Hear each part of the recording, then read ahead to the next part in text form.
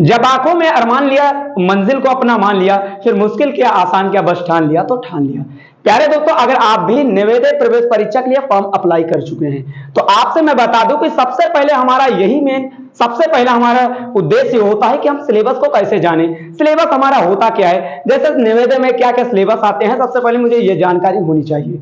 अगर आप पे जानकारी है तो भाई सबसे पहले हमें यह जानकारी होनी चाहिए कि हमारा मैथ का सिलेबस क्या होता है, हमारा रीजनिंग का सिलेबस क्या होता है, हमारा हिंदी का सिलेबस क्या होता है, और सर हमारे जीके के कितने पॉइंट्स पूछे जाएंगे। मेरे भाई, मैं आपको एक दिन एक छोटे से वीडियो के माध्यम से मैं आपको बताया था कि भाई मैथ का सिलेबस कैसा होता है।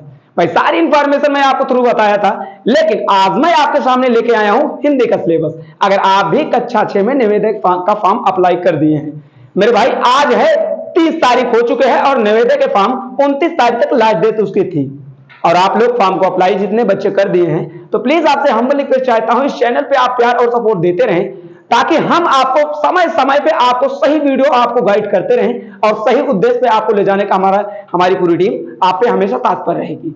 प्यारे दोस्तों, मैं आपको बताऊं, ये हिंदी का जो हमारा सिलेबस होता है, हिंदी कहां से पूछी जाती है, कैसे पूछी जाती है, ये सारी इंफॉर्मेशन मैं इस वीडियो में आपको बता दूंगा। बस वीडियो पे बने रहें ताकि मैं आपको सारी जानकारी मैं एक ही वीडियो पे दे पाऊं। मेरे भाई, आपने मैथ का सिलेबस देखा, आज मैं आपके सामने हाजिर कर रहा हूं हिंदी का सिलेबस। सर सबसे पहले हम लोग अगर हिंदी में जानते हैं तो सबसे पहले हमारा आता है वर्ड और उच्चारण। सर वर्ड और उच्चारण हमारे क्या होता है, जैसे हम लोग छोटे छोटे थे हम लोग पढ़ रहे थे कि सर हमारा वर्ड क्या होता है, उच्चारण क्या होता है। जैसे हम अगर देखते हैं कि सर जो हमारा वर्ड होता है, जिसे कहा जाता है अल्फाबेट, सर अल्फाबेट जैसे उच्चारण होता है, तो सर हमारा हम बोलते हैं आ बा सा, ऐसे हम लोग पढ़ते हैं तो हमारा कन से निकलता है या तालु से निकलता है या जीभ से निकलता है या हम सारे या दंत से हमारा निकलता है। सारी उच्चारण में वर्ड प्रॉब्लम है, हम लोग इसको देख लेंगे। फिर हमारा आता है स्वर और व्यंजन। सर स्वर और व्यंजन का मतलब होता है, हम लोग छोटे छोटे थे तो हम लोग देखते थे वावेल और कॉन्सोनेंट। मेरे भाई वावेल और कॉन्सोनेंट हम जब छोटे थे तो बच्चे देखते हैं कि भाई वावेल क्या होता है, ए ई आई ऊ। सर कॉन्सोनेंट क्या होता है, जो सारे अल्फाबेट बचे हैं, सर 21 अल्फाबेट बचे हैं हमारे, टोटल अल्फाबेट होते हैं सर 26। अगर बात कर लेते तो सर 5 अल्फाबेट निकल जाते, लेकिन 21 अल्फाबेट हमारे बच जाते। इसको हम लोग स्वर और वावेल में हम लोग पढ़ने का कष्ट करते हैं। फिर हमारा आता है सही उच्चारण। सर सही उच्चारण क्या होता है, जैसे करेक्ट वर्ड होता है, जैसे कई लोगों जैसे प्रदर्शन लिखा है, लोग प्रदर्शन सही नहीं लिख पाते हैं, लोग दूरदर्शन सही नहीं लिख पाते हैं, तो हमें ये लिखा रहेगा भाई प्रदर्शन 4 विधि से लिखा रहेगा। अब 4 विधि से लिखा रहेगा तो हमें उसमें यह पकड़ना है कि भाई सही कौन सा लिखा है, इसी को हम लोग सही उच्चारण कहते हैं। फिर देखें, फिर अपना आता है अगला वर्णमाला।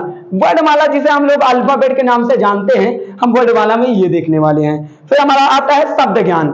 सर शब्द ज्ञान हमारा एक छोटा सा टॉपिक होता है, जैसे हम लोग शब्दों का ज्ञान करेंगे कि हमारा शब्द कैसे होता है और हम कैसे कैसे छोटे छोटे शब्दों से एक बड़े शब्द की उत्पत्ति कर लेते हैं। सारी इंफॉर्मेशन इस वीडियो में होंगी।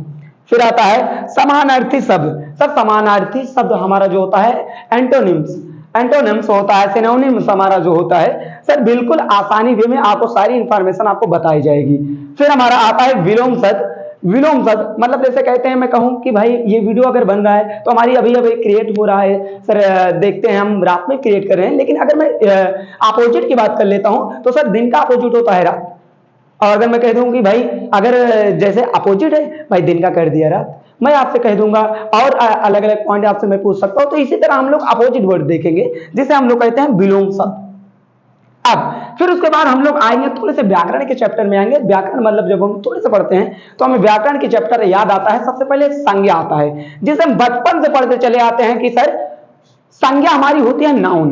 बिल्कुल बेसिक से हम लोग पढ़ने वाले हैं, बिल्कुल आसानी वे में मैं आपको समझाने का कार्य करूंगा। फिर हमारा आता है सर्वनाम और क्रिया आती है। ये सारा एक एक, जैसे अभी ये संज्ञा है सर, सर्वनाम है और क्रिया है, सारा सर ये 3 लेसन का समावेश है। अब देखिए, संज्ञा मैं आपको अलग पढ़ाऊंगा, सर्वनाम मैं आपको अलग पढ़ाऊंगा, क्रिया मैं आपको अलग पढ़ाऊंगा।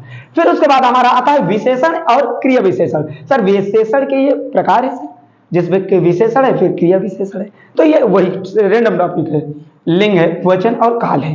सर काल जैसे हम लोग टेस्ट पे देखते हैं ना, प्रेजेंट पास्ट फ्यूचर, तो इसलिए हम लोग हिंदी में देखते हैं वर्तमान काल, भूतकाल, भविष्य काल। अगर हम हिंदी में जानने का प्रयास करते हैं तो ये होता है।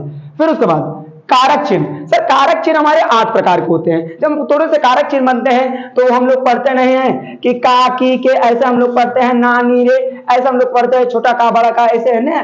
तो हमारा कारक चिन्ह सर 8 प्रकार के होता है। कर्ता ने कर्म को करण के द्वितीय से द्वारा संप्रदान के लिए अलग, ये हमारे 8 प्रकार के होते हैं कारक। जब आप बेसिक क्लास में होते हैं तो ये आपको इन्फॉर्मेशन बता दी जाती है। फिर मुहावरे और कहावतें होती हैं। सर मुहावरे और कहावतें होती हैं, काफी अच्छा हम लोग सीखेंगे मुहावरे और कहावतें क्या होती हैं। फिर उसके बाद देखेंगे समान प्रयोग में आने वाले मुहावरे। समान प्रयोग में आने वाले मुहावरे को हम लोग बिल्कुल आसानी में देखेंगे। फिर हम लोग देखेंगे अनेक शब्द और उनके उपयोग। सर अनेक शब्द और उनके उपयोग जैसे हम लोग देखेंगे। और फिर उसके बाद हम लोग देखेंगे अपठित गद्यांश। सर अपठित गद्यांश जो होता है, सर हम लोग जब पढ़ाई से थोड़ा सा लेवल में आते हैं तो हमारा होता है सर कि हमारा एक गद्यांश का पद होता है, एक पद्यांश का पद होता है। अगर हम अपठित मतलब उनको पढ़ें और फिर उन्हीं प्रश्न में एक छोटा सा गद्यांश दिया रहेगा जिसमें 5 प्रश्न आपसे पूछा जाएगा। उन्हीं गद्यांश को पढ़ना है और उन्हीं में से 5 प्रश्न का आपको उत्तर देना है। यह मेरा रहा हिंदी का सिलेबस। मेरे प्यारे भाई, ये हिंदी का सिलेबस आपको उम्मीद है कि आपको बिल्कुल बेटर लगा होगा, थोड़ा सा अच्छा लगा होगा। तो अगर आपको थोड़ा सा अच्छा लगा है तो 4 दोस्तों तक शेयर करेंगे इस वीडियो को। निवेदा के जितने भाई ने अगर फॉर्म अप्लाई किया है, अगर अभी तक उनको नॉलेज नहीं है कि सर निवेदा में कहां से हिंदी पूछी जाएगी, तो इस वीडियो को एक बार जरूर आपसे मैं रिक्वेस्ट करूंगा कि इस वीडियो को जरूर उस भाई तक पहुंचाएं ताकि वो भी जान पाए कि एक्चुअल में निवेदा के सिलेबस में हिंदी कहां से पूछी जाती है। अब रही बात हिंदी पढ़ाने की, तो हम लोग हिंदी पढ़ाने के लिए हमारे अलग से स्टाफ आपके आएंगे, बिल्कुल आसानी वे में आपको बिल्कुल एक एक क्रम वॉइस आपको समझाने का कार्य करेंगे। तो मिलता हूं इसी जोश, इस उमंग, इस उत्साह के साथ एक नए वीडियो में। फिर मिलूंगा कल आपसे, तब तक लिए बहुत बहुत धन्यवाद। जय हिंद, जय भारत, वंदे मातरम।